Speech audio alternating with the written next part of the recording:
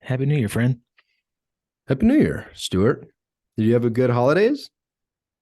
I did, man. Yeah, it was good holidays. It was pretty low key. Had family. Had both sides of family in town, or actually, they live here now. My mom moved here, and it was good, man. Pretty chill. My daughter got sick right after Christmas. Got some strep, so we laid pretty low. Yeah, Lots of man. lots of playing, lots of Lego time. Yeah, we had some pretty good plans to get up to the mountains, do some boarding, be outside, and my entire family went down. It's two And years in I a row, had right? this, what's that? Two Two years in a years in row, a row. man. Yeah. New It's family good. tradition. Get sick. Try to make sure everybody gets sick in the house.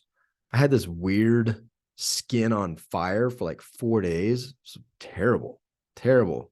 But I mean, hey man, we got better, and it's interesting. It's an interesting time of year because because I think, especially for you and I, like such a focus on family and trying to have these beautiful experiences. And um I don't know about you, but my kids get more stuff and things than I ever got.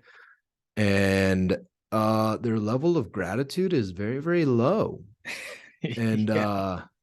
it was funny last year because it just seems to be a common trend. But last year, Jake, it was the sweetest thing. I will never forget this. He started bawling when he came out on Christmas morning because there were toys out there. And he said, I'm like, why are you crying, buddy? Like, just crying.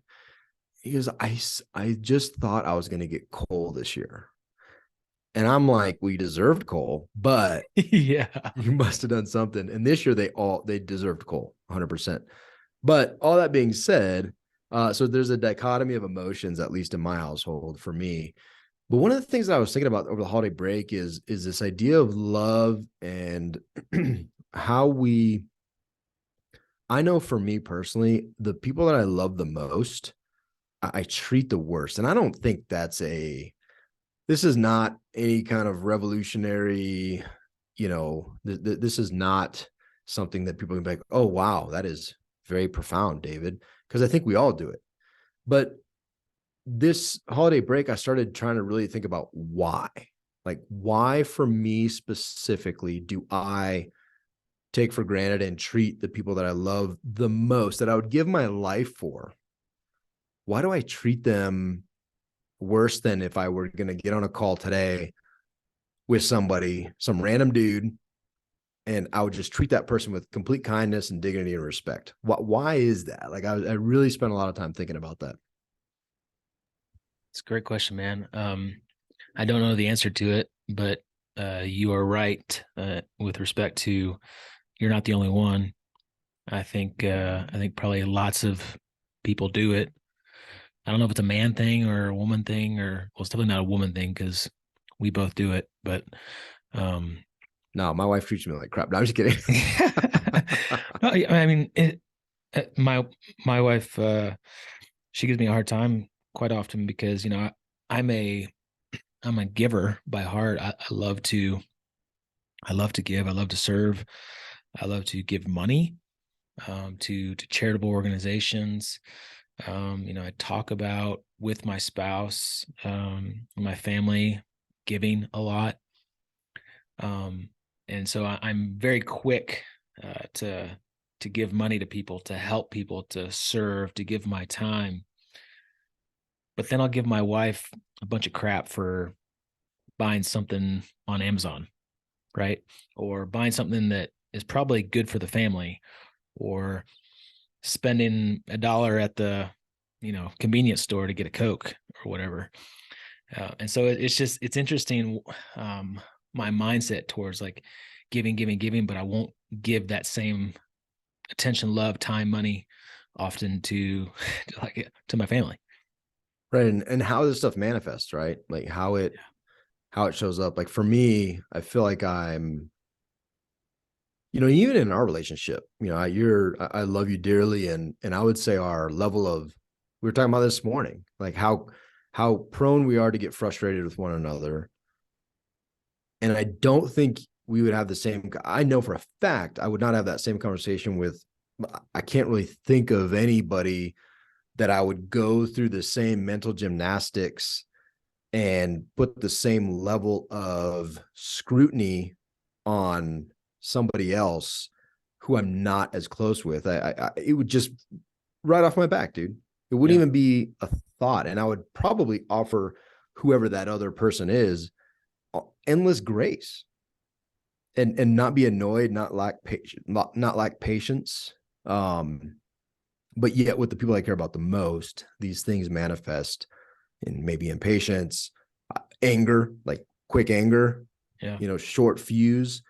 And it's just an interesting thing. And I think the point of this this episode is not, I don't have answers for anybody else, but I also, what was most powerful to me was just taking the time to think through it, was giving myself the space to actually ask that question. And we're always harping on ask yourself hard questions, right? And it's a hard question. It's a hard question to say, why do I treat my family, who I love, like trash? And I treat I treat my friends, or I treat not even friends, acquaintances, Yeah. people I'm not that close with. Why do I have such an endless supply of grace and energy and whatever for them? Yeah. And it's just an interesting question, right? And the best part about it, at least for me, is it just makes me very conscious now in my interactions with those people that I do love the most, because they're the ones that should feel my love, my grace, my presence, my patience, my joy, my lack of anger. I mean, they should feel these things. They should feel the best from me. They should get my best. And unless I'm intentional about it, unless I think through these things, at least, and answer these questions for myself, and then resolve to be better and to be different, right? This is a common problem. Yeah. We just established that this is a common problem, that we take the people that we love the most for granted. Well, it's different. You're different if you intentionally do something about that. And inevitably, you're better too, to give your best to the people that you love the most. And so my encouragement is to take that effort, right? To ask those questions, to recognize in the moment when you're doing these things to the people that you love, and to do something about it, to be a little bit different. Yeah. Yeah. Step one is awareness. So I think that's where we're at. We're aware of what we're doing to each other, what we're doing to our relatives, our family, the people that we love the most. And then after that, we don't have the answers to it, but at least we're moving in the right direction, and we're learning and we're growing. And maybe it's step two would be saying I'm sorry. That's a good one. I'm terrible at that, and I'm seeing it in my kids, man. They are terrible. They're terrible at just saying I'm sorry. Yeah. And I think they get that from, Like father, like son. their mom. They get it from their mom. Yeah. And I want to encourage you, dude. You have a lot of room for growth Yeah. in this Thanks. relationship. Yeah. I appreciate You have a ton of room for growth, to show me some appreciation and love and respect and dignity. I love you, man. Thanks, dude. I'm Thanks. sorry. It's okay. I have no idea what you're apologizing for, but it's okay. It's okay, Steve. Me neither. It's good, man. It's good. We stuff. should be more intentional with our questions, dude. We should seek to be better. Like, we should honestly ask ourselves the questions that make us uncomfortable. Because I was uncomfortable. I was like, man, why am I such a turd? Why am I being such a turd? Yeah. And then to do something about it. So go do something about it. Hey, man, let's put our big boy pants on. This is 2023. We're over 200 episodes on Philly and Storehouse podcast. And we're making changes, man. Making changes, taking action, doing good stuff. Yeah, buddy. Yeah, buddy. All right. Well, good chat. You too. High fives. Get a haircut. Get a haircut. Get a haircut. Fist bumps. French fries. Yeah. Yeah. See ya.